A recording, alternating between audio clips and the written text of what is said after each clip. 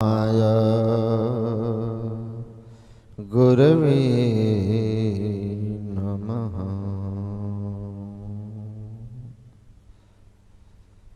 स्वनिवास में विराजमान संतमत के वर्तमान आचार्य पूज्यपाद महर्षि हरिनंदन परमहंस जी महाराज के युगल पाद पद्मों में नमन। मंच पर विराजमान पूज्यपाद स्वामी श्री सत्यानंद जी महाराज तथा समस्त साधु चरण के श्री पावन चरणों में नमन। परम आदरणीय सत्संग प्रेमी सज्जन वृंद, धर्मानुरागिनी माताओं एवं धर्मशीला बहनों,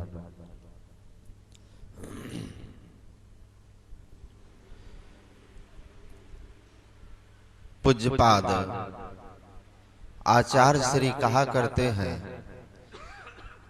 अगर किसी आदमी को यह ज्ञात करा दो कि 100 फीट नीचे जमीन खोदने पर सोने के सिक्कों से भरा हुआ एक कलश प्राप्त होगा,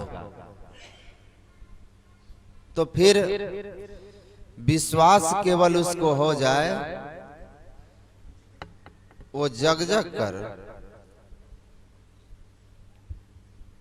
अथक प्रयास करेगा, खोदता रहेगा कि कब 100 फीट की दूरी को तय कर लूं और उस स्वर्ण कलश को जो सिक्कों से भरा है स्वर्ण सिक्कों से प्राप्त कर लूं। लेकिन अगर उसे बिना किसी लाभ के 2 फीट भी हल्की मिट्टी, बिल्कुल हट्टी मिट्टी भी हटाने को कहा जाए, तो इसमें वो तैयार नहीं होगा, क्योंकि उसमें उसको कोई लाभ नजर नहीं आ रहा है। तो परमात्मा को प्राप्त करना हमारे लिए आवश्यक क्यों है? परमात्मा को पाने से जो लाभ होने वाला है उसका ज्ञान होना चाहिए, अन्यथा जो हानि होने वाली है उसके लिए तैयार रहना चाहिए। तो परमात्मा नहीं मिले तो क्या होगा? संसार में सब कुछ मिला और ईश्वर नहीं मिले तो क्या होगा? आप लोगों ने कल कुछ मनुष्य शरीर की महिमा पर सुने थे। आप लोग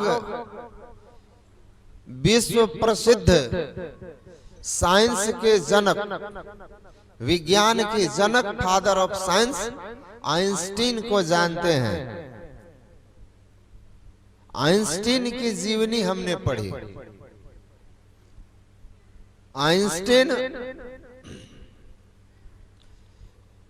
ने जो खोज की उसको आज आधुनिक विज्ञान की आधारशिला आइंस्टीन ने रखी।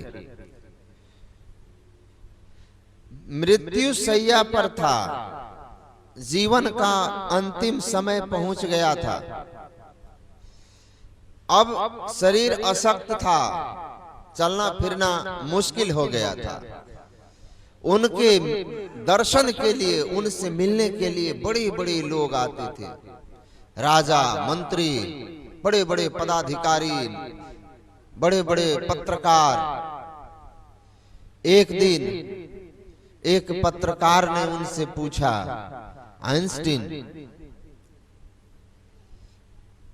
तुम निश्चित रूप से अगले जन्म में भी साइंटिस्ट, वैज्ञानिक ही बनना चाहोगे? आइंस्टीन ने पूछा, क्यों? ऐसा क्यों? कहा, इसलिए कि विज्ञान ने तुम्हें दुनिया में पूजनीय बना दिया, आदरणीय बना दिया, संसार में तुम्हारी प्रसिद्धि फैल गई, तो भगवान की तरह लोगों की नजर में हो गया। तो जिस विज्ञान ने तुम्हें इतनी ऊंचाई दी संसार के, निश्चय ही तुम पुनः वैज्ञानिक बनना चाहोगे, इससे तुम्हें बड़ी लाभ हुआ। आइंस्टीन ने कहा कि देखो मुझे पता नहीं है, मैं जानता नहीं हूं और भरोसा भी कम है कि पुनर्जन्म होता है या नहीं। I don't know whether reincarnation is और नॉट। मैं नहीं जानता कि पुनर्जन्म होता है या नहीं, पुनर्जन्म सत्य है या नहीं। लेकिन इफ इट इज, लेकिन अगर ये है, पुनर्जन्म सत्य है, जीव कोई है, I pray to God at least don't make me scientist again. हे परमात्मा, अगर तुम है, अगर परमात्मा भी है, तो मैं उस परमात्मा से प्रार्थना करता हूं कि तुम मुझे दोबारा वैज्ञानिक मत बनाना। कहा क्या कह रहे हो, ऐसा क्यों बोल रहे हो?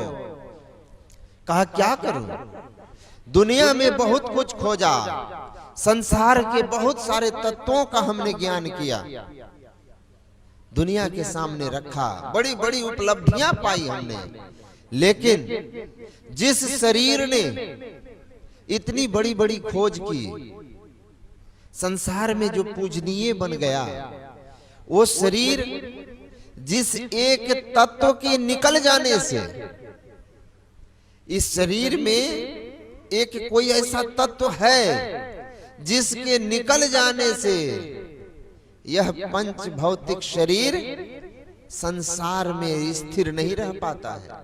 लोग इसकी पूजा बंद कर देते हैं।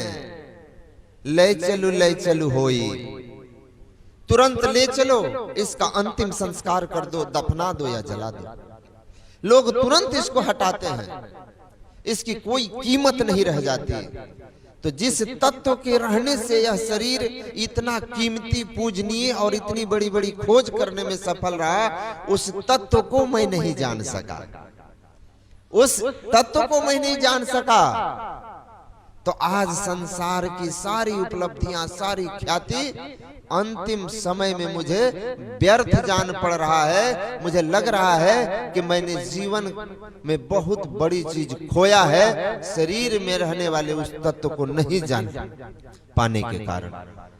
कहते उसको नहीं जाना तो संताप, शोक, चिंता तुम्हारी लगी रहेगी। अभी आपने कठोपनिषद का पाठ सुना, यमराज नचिकेता को उपदेश करते हैं, नचिकेता जीव के जीवन से दुख का अंत कब होगा? अशरीरम शरीरेस्व नवस्थेस्वस्थितम महांतम विभुमात्मानम मत्वा धीरो न शोचति। शोक संताप से